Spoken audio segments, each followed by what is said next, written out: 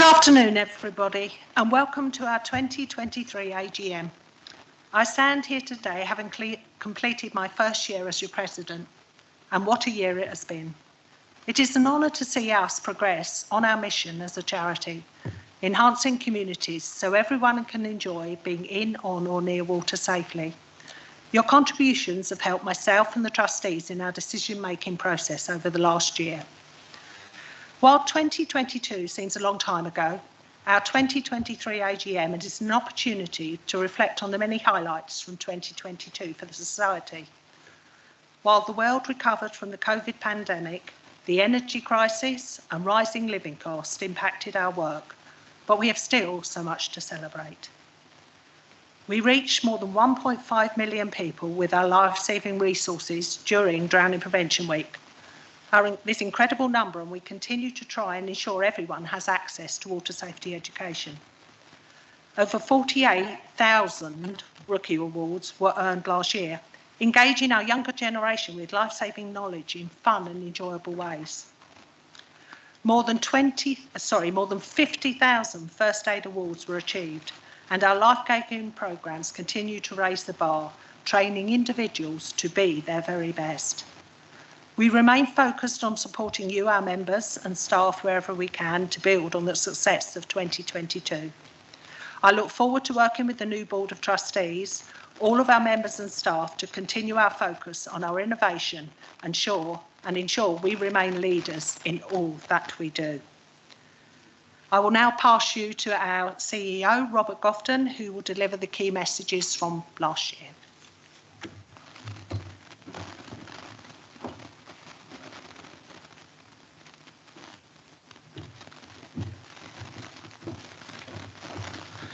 Thank you. Before I say a few words, I think we've got a short video that we're just going to play. So if you could pay your attention to the screens, thank you.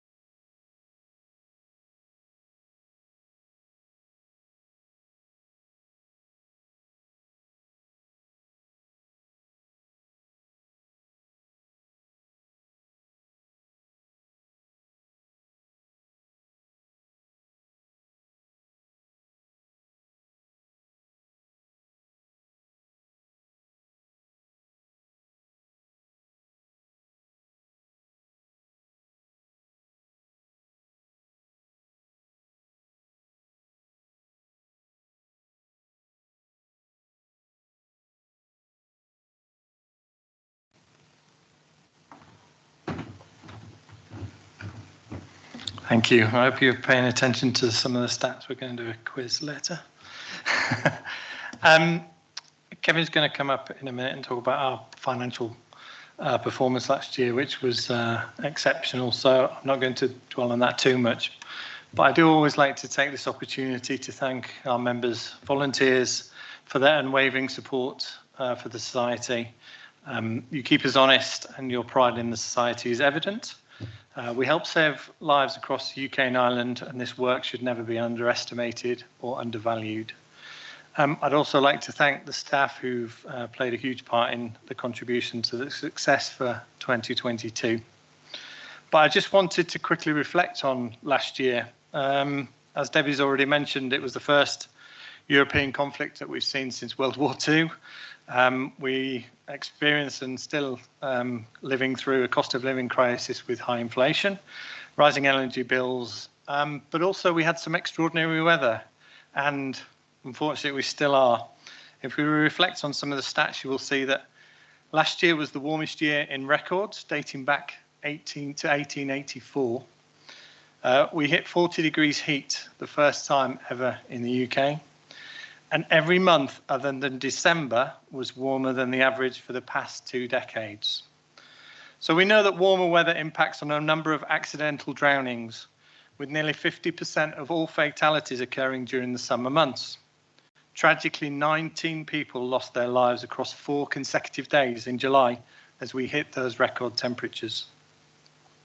For avid readers of our annual accounts, you will see that this year, for the first time, we've included information about what we're doing around environmental, social and governance initiatives, an area that myself and the board are very keen to develop. And I want to quickly touch on those.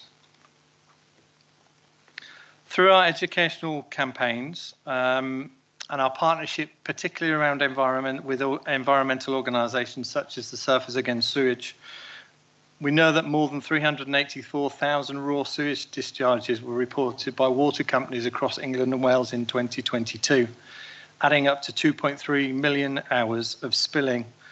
And our membership to End Sewage Pollution Coalition will ensure that we continue to fight for change.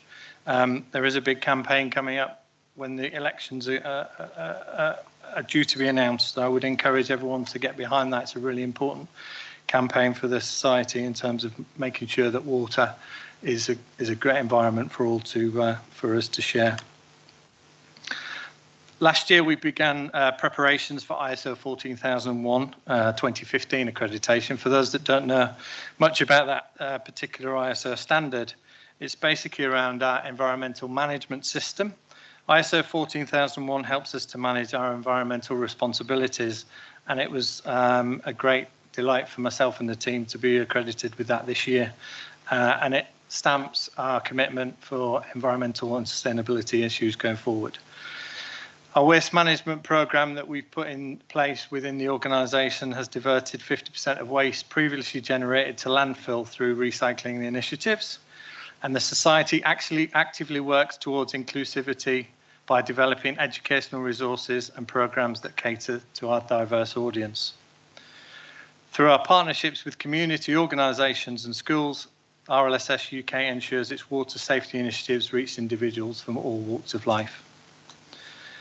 Last year, for the first time, we provided a scholarship fund for migrants and individuals from low-income backgrounds, enabling them to access our quality education programmes. And our partnership and work with the Black-owned Swim School and the Black Swimming Association helped us focus on reaching new unrepresented communities.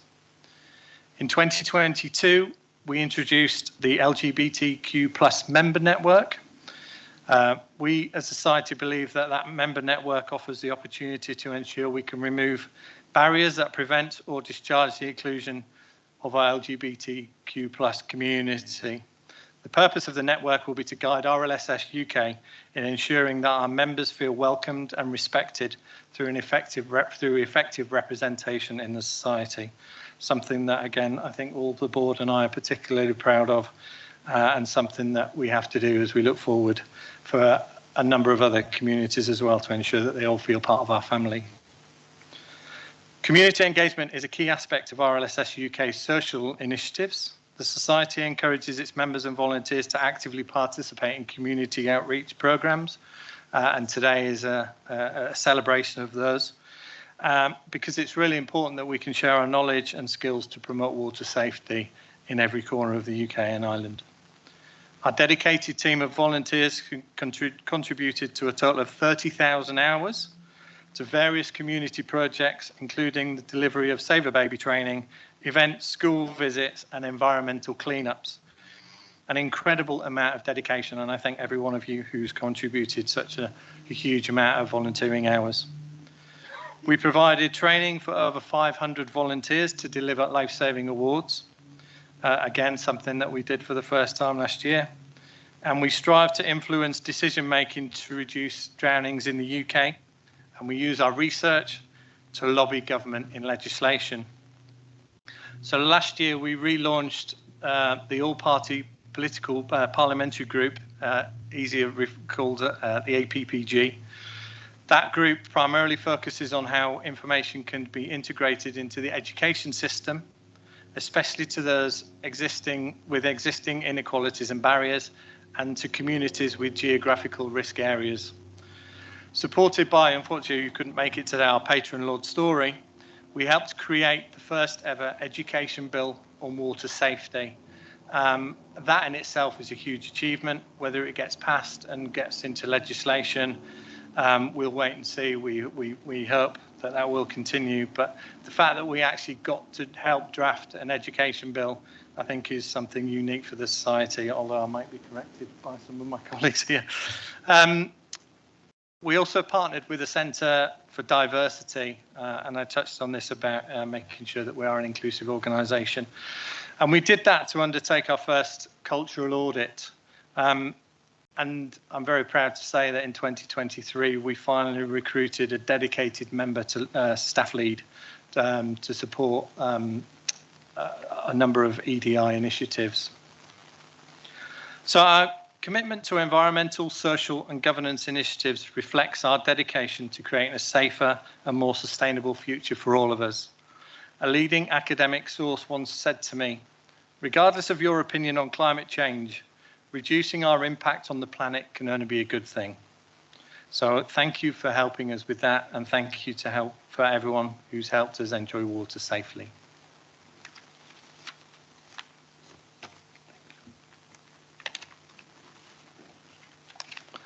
I'm going to now invite our Finance Director, Kevin, who's going to run through the finance numbers. Thank you.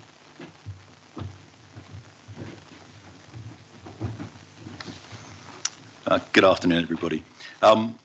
You'll have heard Rob obviously give you the activity of the organisation, what the organisation's been through in 2022.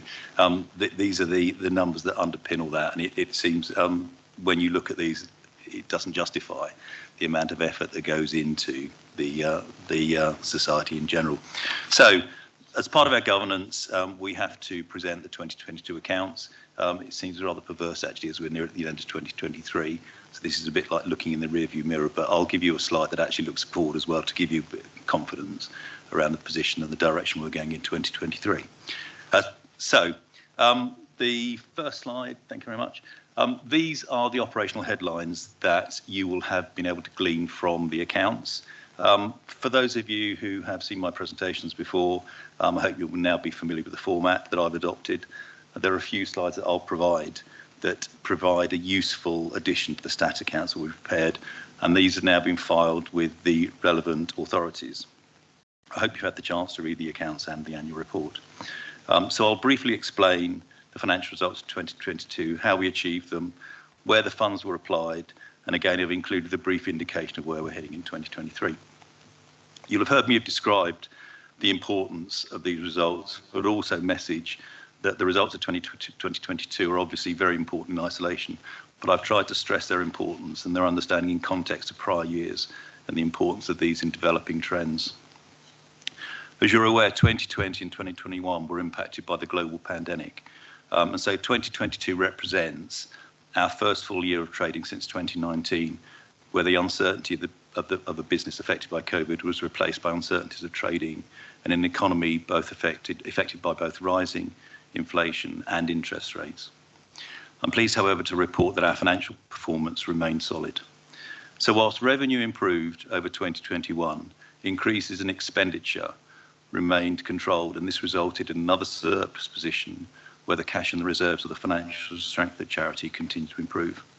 This gave the charity a surplus of 389,000 for the year, an improvement of 160,000 over 2022. This result of the surplus of the £389,000 is the fourth successive annual surplus of the group, and as in previous years was achieved through a great deal of effort from staff, SLT and board. I'm also pleased to report that even with the downside created by this uncertain economy, the surplus created allowed us to reverse the decline in our charitable expenditure, and this grew in 2022 to 2 million, or by 30% over 2021. And there's a slide to follow this, and it will demonstrate where the money was spent. Ooh, I think we've missed one. Yeah, behind the headlines, right. Like all sets of accounts, it's always useful to have a little more detail, and this brief explanation of a few key points may better help to understand the 2022 results. So the first point is that with our markets back open, we improved the revenue generated across all of our business sectors, but most notably through the revenue through membership, charitable fundraising, and through our commercial qualifications business. So revenue increased to 5.4 million, an increase of £1 million over 2021. The second point that you'll see from the accounts is the group again reported a surplus, up from 219 in 2021 to 389 in 2022. As mentioned previously, it's the fourth year that we've generated a surplus and demonstrates our continued application of sound business practice. The third point is that our cash increased. So while we generated a surplus, we also increased our cash position. Again, another indication of healthy financial performance. And the fourth point is that our reserve levels were increased as well. And this, again, is something which is one of the financial targets that we aim to achieve, because, again, it shows an increased financial value in the business. Thank you. Right. There are now a couple of slides that I've included to demonstrate some trends, and you'll see from this is the income and expenditure that ranges from 2015 through to 2022. In evaluating financial stability, it's generally useful to look at a number of measures just to ensure that we have a balanced platform. And these are the emerging trends in terms of our income and expenditure. The first of these is our profitability. So looking at an 8-year position, you can see that the revenue, which is the blue bars on the graph on the left-hand side, has returned to its pre-pandemic levels. But that expenditure, although it's risen, is now consistently lower than that of our income. This means that over that 8-year period, the business has moved from an annual deficit position to, for the last 4 years, a surplus. And you can see that in the graph on the right-hand side, where the surplus has been generated on those last 4 years from 2019 through to 2022. Thank you. These are the sources of income. So although we generated 5.4 million in 2022, this demonstrates the sectors from which that revenue is generated. It can be seen that the key markets remain that of our qualifications, but in percentage terms, but with other revenue streams, our membership and our fundraising activity improving also in absolute terms. So the pie charts actually represent the increase of £1 million year on year. But again, you can see where the yellow sector is the qualifications awards, and that's driving a lot of our income. Thank you. Okay. Charitable expenditure for 2022, as you're obviously aware, key objective is our charitable expenditure, and in this year, this increased by 38% year on year. We've increased spend across all aspects of our activity, but in particular, the water safety training and consultancy, which increased by 31%. Research and development increased by 149,000, and volunteers and clubs was an increase of 28%. So in total, the spend on the charitable activity is now just under £2 million, which is a £500,000 increase on 2021. The other measures I tend to look at when evaluating our financial stability, our reserves and our liquidity. So in 2015 to 2022, you can see the movements of both the cash and the reserves across that period. And you can see from the low points in 2018 where we've moved to, the cash position is now much steadier. And so we've achieved a cash position now of just under 1.75 million at the end of 2022. So it's actually increased our financial stability, and our reserve levels have also improved as well. Okay. The final aspect of this is looking at the governance aspects for the organisation. And in 2022, the auditor's report was issued by RSM, our auditors. That's their 4th year in office, and they issued their auditor's report without qualification. It demonstrates the diligence that the team now apply in terms of their activity. And it's I think it's the 3rd, 4th year that we've had audit reports from RSM. And again, there's nothing that they're actually reporting back to the directors, which is of material issue to us. And the final statement is the going concern. The directors have a fiduciary responsibility to include in their annual statement a qualification about going concern of the business. And this again was issued in 2022 without qualification, and RSM accepted that. So it demonstrates that the business has got financial strength going forward into 2023. And again, it's part of our governance aspect that we take very seriously. So that's 2022. For 2023, just to look at where we're going, we're forecast to increase our revenue again to just under 6 million. So that's an improvement on 2022. We've got a surplus which we're forecasting, which is likely to be in excess of our budget. Again, it's good solid performance in terms of where we're generating income and controlling our expenditure. Our cash levels are again forecast to remain better, slightly better than where we were at the end of 2022, which again is a reflection of good fiduciary responsibility. You may remember last year we reported back that we'd taken out a civils loan. Through the COVID crisis, government were offering support to businesses. So the charity took out the loan through the civil scheme. That was at 400,000, and we've now, because of our cash position, been able to repay that. So again, it just demonstrates the strength of the organisation. And again, to the final point on this is that our reserve levels, our liquidity and reserves levels remain strong as well. So for the end of 2023, everything again is moving in the right direction. Thank you.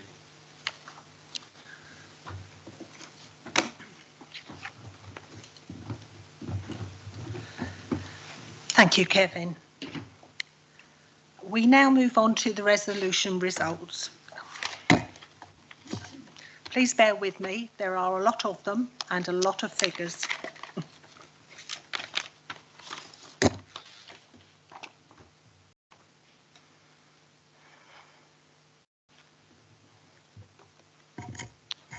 We have received our report from UK Engaged, and the results are as follows. Ordinary resolutions require a mere majority of 50% of the votes or above. Ordinary Resolution 1, for 256, against 11, discretionary chairs, which I voted for, 122. The motion is passed. Ordinary Resolution 2, for 252, against 10, discretionary chairs resolution 121. The motion is passed. Ordinary Resolution 3, 258, 14 against, 123, chairs decision, passed. Ordinary Resolution 4, 260, 19 against, 119 chairs decision, passed. We now move on to the special resolutions. These require a 75% majority. Special Resolution 1, 274 for, 25 against, 97 chairs decision. The resolution passes.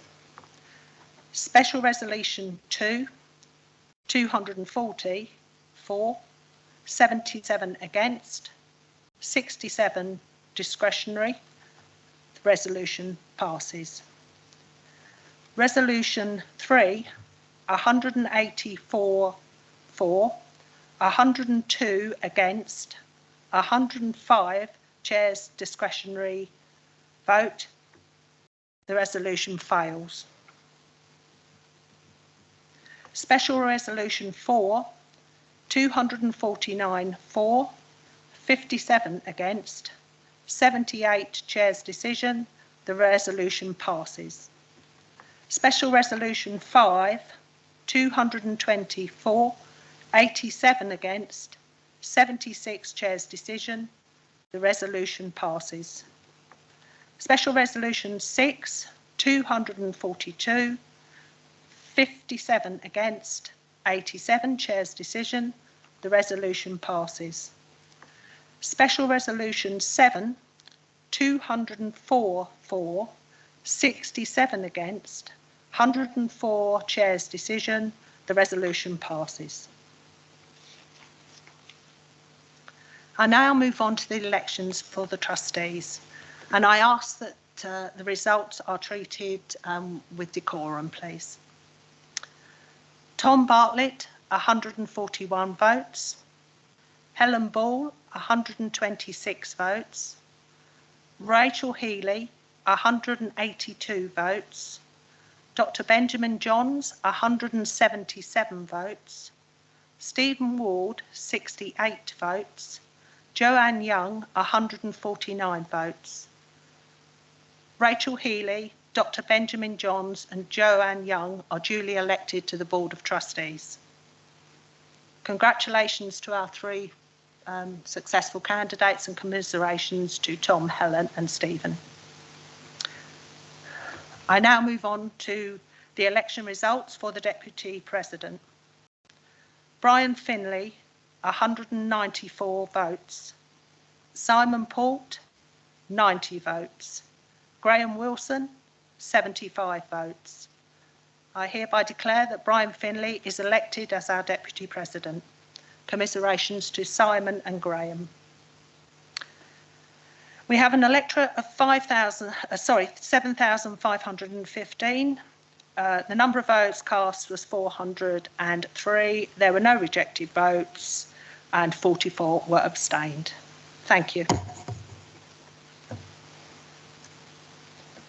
A huge welcome then to Rachel, Benjamin, Joanne, and a special welcome to Brian, and congratulations. And I would now like to present Brian with his chain of office.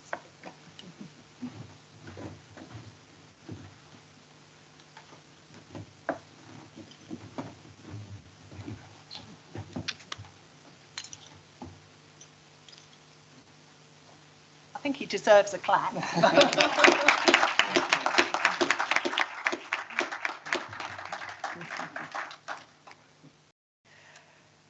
As you are aware, we have some leaving trustees, and our thanks must go to Mark, Ian and Helen, who are leaving us today.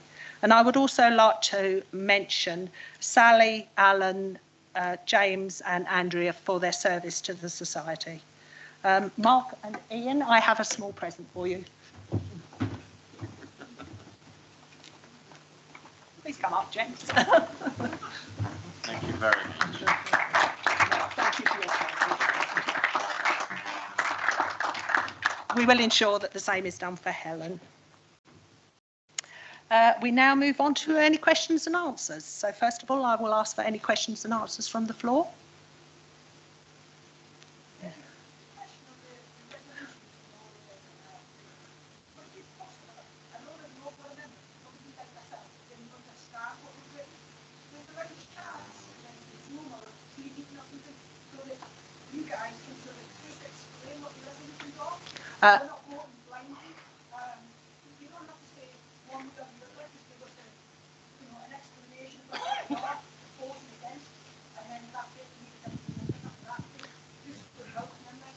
Yes, I can ask the trustees to look at that for next year.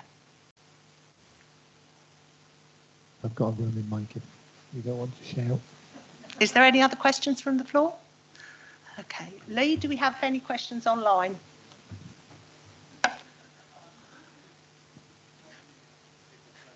Yep.